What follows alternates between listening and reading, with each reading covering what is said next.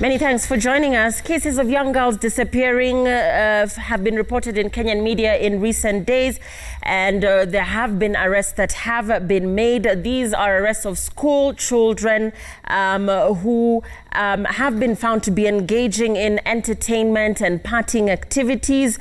Most of them are being taken advantage of by much older persons. Tonight we take a look at the role of parenting in all of this, and joining us now is Edith Kariuki. She is a parent raising teenagers. She's also a teacher, and also on the show is Edwin Gishuki. He's a program officer, Pamoja Trust. Many thanks for joining us, lady and gentlemen. I'll start with you, Edith.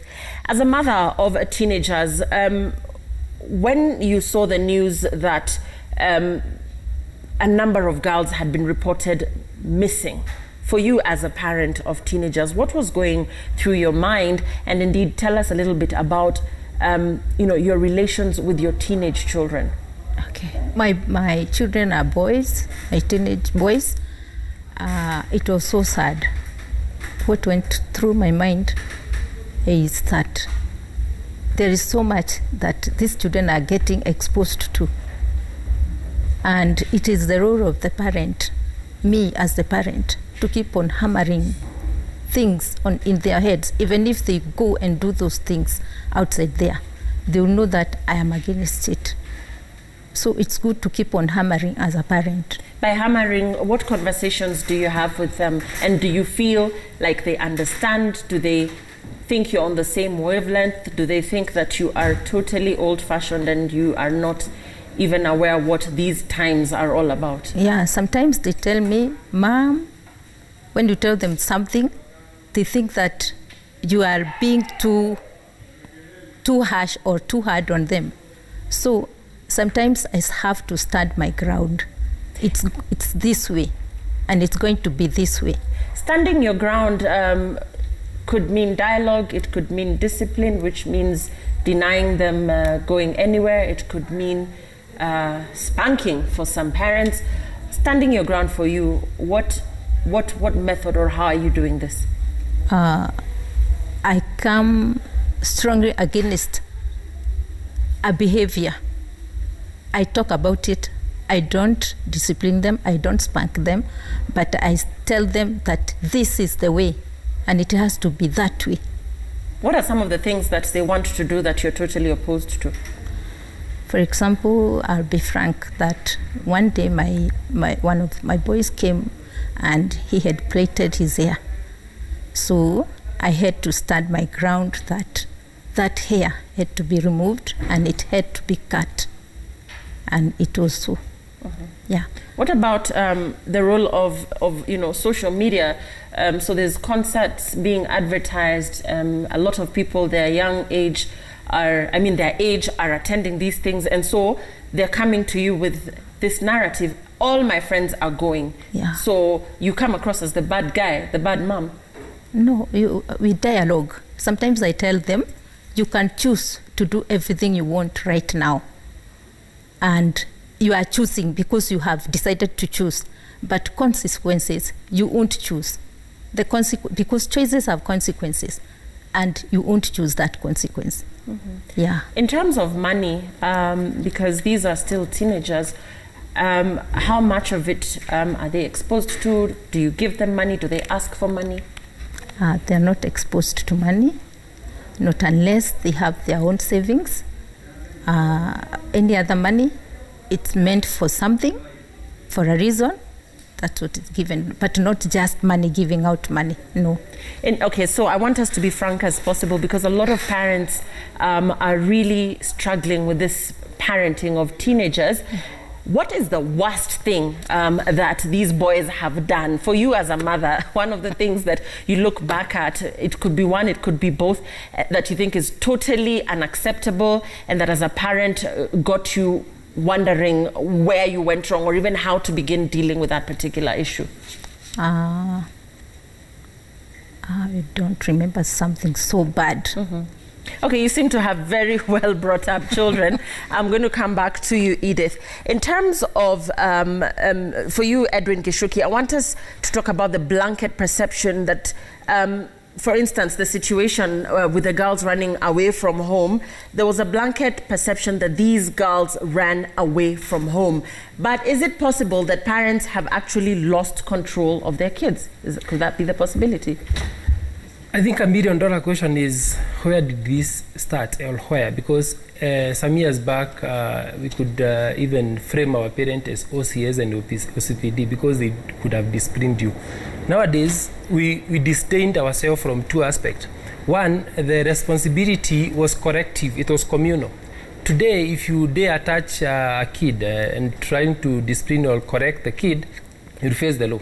Because even that parent will, so that child have been brought up thinking that I am not answerable to anyone. I saw one of the girl asking, who am I answerable to? But you can never give what you don't have. So if a parent shows the kid that he is not answerable to anyone, then that kid will just get that.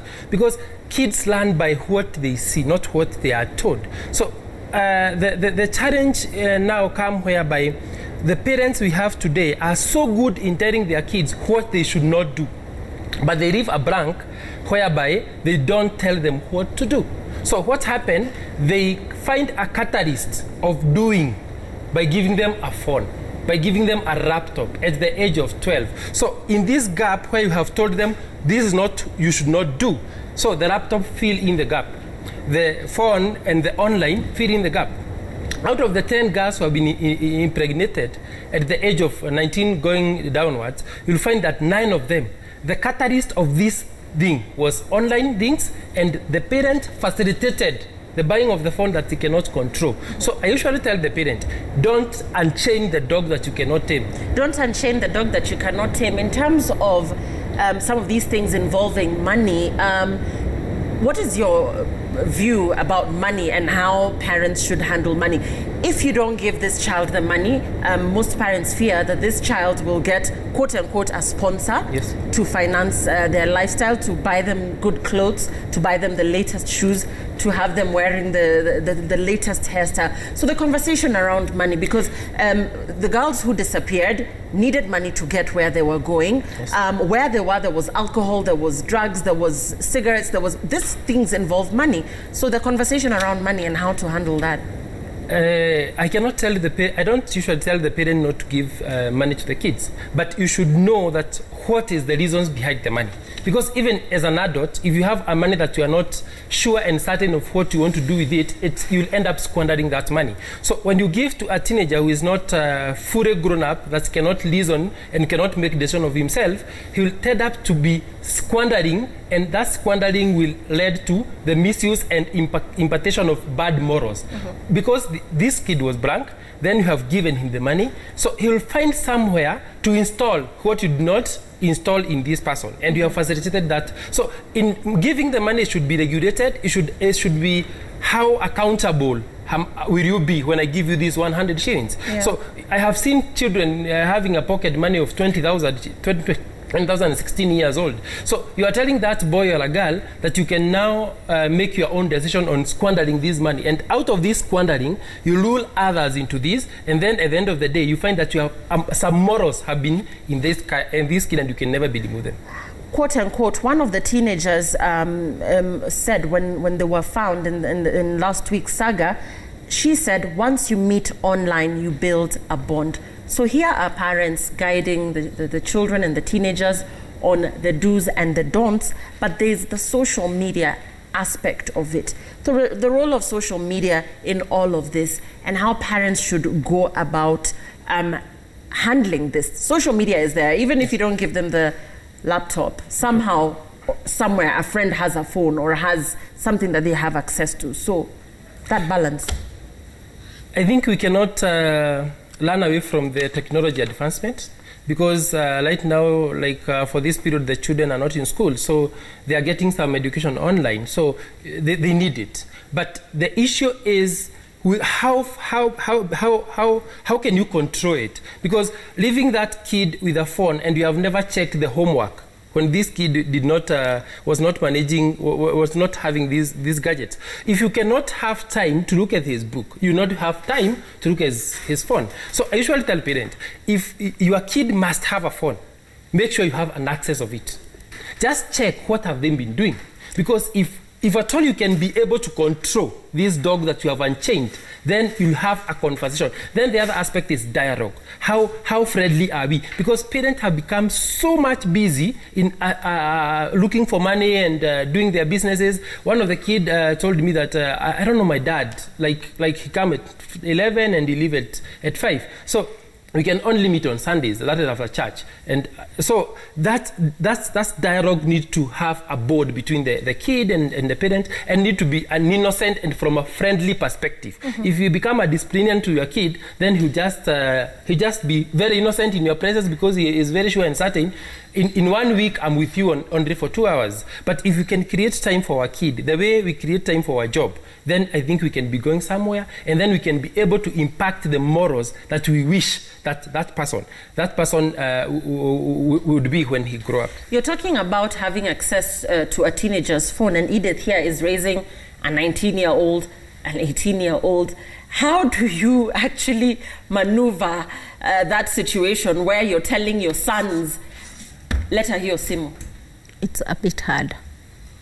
It's a bit hard because one of them is learning online. So he'll be telling you that I'm online, I'm on lessons. So how will you know that? And you might ask for that phone, and then he put the lesson on. So you won't know whatever was on the phone unless you have a friendly relationship with this boy or this girl, that he is able to tell you everything that he's doing and he's open to you. That is what we need to do as parents, to be very open with our children. And if you refuse something, let him know that you have refused. And you are not talking about it. You are there. Yes. In terms of what we had talked about earlier, emotional blackmail, teenagers, hormones, sometimes them not wanting to speak at all. How are you managing that with the boys? Not wanting to talk. Sometimes when they don't want to talk, I also keep quiet. Then they will be the first ones to ask me, what is it, ma'am? So from there we start talking. Yes. So when you're quiet, then is this a good approach where you are now forced as a parent to actually also like literally somehow play reverse psychology with these kids? Is that a good approach? I don't think it's a good approach, because at the end of the day, those 3 days that you have kept quiet, so much might have happened. I saw this had just happened within a span of hours. That's what happened with girls. So, and that might be the period that the child and the mother was not talking. So I don't think it's a good approach. I think the mothers need to be in charge. They need to be like, not the mothers, the parents, sorry for that. The parent need to be in charge, whereby like one of the best approach I've seen working is some of the rights. Parents opt sometimes to deny, like for the small kid, you just tell them that you don't to watch the cartoon, and they're like, no, they have now to come closer to you. There are other things that you can, because of this, and let them understand the reason as to why you are doing this. But when you keep quiet and they keep quiet, so much might have happened in a span of hours, and then probably you might not be able to retrieve the mess that might have happened within that period of time. So I usually advise the parent, just create that rapport with the kid. Don't keep quiet, because it's better you force that kid to talk than to keep quiet just like him, because those hours means a lot in that kid's life. For some of these parents, they are in denial, and I'm not saying Edith, they are in denial over the fact that their kids could be using drugs. We saw images last week of alcohol, cigarettes, weed, God knows what else was there. The role of drugs in all of this, and we're not assuming that our kids are the ones that are being derailed by other people. Our kids might be the derailers, or your respective kids might be the derailers. So the role of drugs as we start to wind up. I think the very first thing we need, this is a national problem, because these drugs are not probably transported, or the balance are not these kids. Because in that scenario, the whole scenario, there was a lot of money that was poured there, and there was a house that somebody have invested in it. I am very sure and certain these things, some of the things facilitating aspect, the catalyst of the activities are done by the adult. So I sometimes when I see a small girl wearing in a funny way, the very first person is who bought this first clothes to this kid. So but sometimes they change when they leave home. Yes, they change because of the peer pressure. Because we cannot avoid to talk about the peer pressures, because some of these people moved empty from home after being told don't watch, don't, and then they go somewhere, they have a presto where they will instill the do's.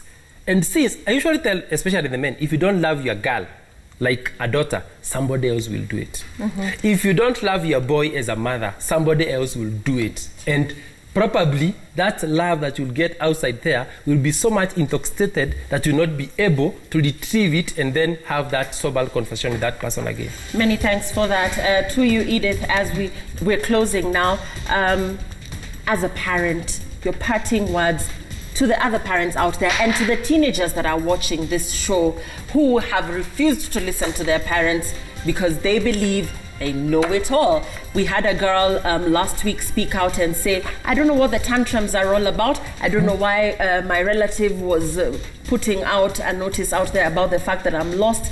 We were just bored and we decided to go and do our thing. And once this chaos dies down, we'll probably go ahead and do it. So your words to the teenagers watching out there. To the teenagers, I'm going to tell you that choices have consequences. You're going to choose what to do right now, but in future, consequences will choose you. So choose what you think is best for you, for this life. And for my dear parents, colleagues, please love your children, have dialogue, know who are the friends of your children, know every move that they are moving, whatever they are doing, be there for them. Don't be in denial that your child can't do that, because I'm also a teacher and I have had such cases of drug abuse. So, and the parents are in denial. They don't agree or they don't take it that their child is taking drugs. So learn or try to learn your child, know where he's coming from, where he's going, whom he's going with, and be there for him all the time, and don't be too hard. Create a rapport and a dialogue so that you may know what is ailing your child. And I believe on 10 over 10, Willis Raburo will be looking into this situation as well, hearing the voices of teenagers, hearing what they are feeling, what their thoughts are. A lot of them say their parents don't understand them. A lot of parents say they don't understand their children. So where is the go-between? Where is the in-between? Indeed, we thank you for your time this evening. Has been talking to Edith Kariuki. She is a parent raising teenagers and also has adult children. And also with us is Edwin Gishuki, Program Officer, Pamoja Trust. Thanks so much for watching. My name is Lillian Muli. I've been with Wilson Mushora. Up next is 10 over 10 with Willis Raburo. Enjoy the rest of your viewing.